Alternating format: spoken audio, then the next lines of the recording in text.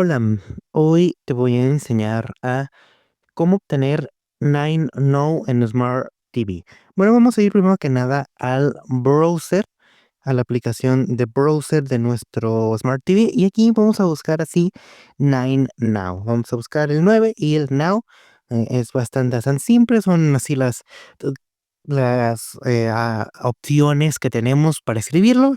El clásico teclado de televisión inteligente. Entonces aquí lo vamos a seleccionar, 9 no, y hay bastantes, pues opciones. Aquí podemos ver que es esta en Australia y solamente está disponible en Australia, por lo que seguramente es necesario que ustedes vayan a tener que utilizar un VPN para hacer esto.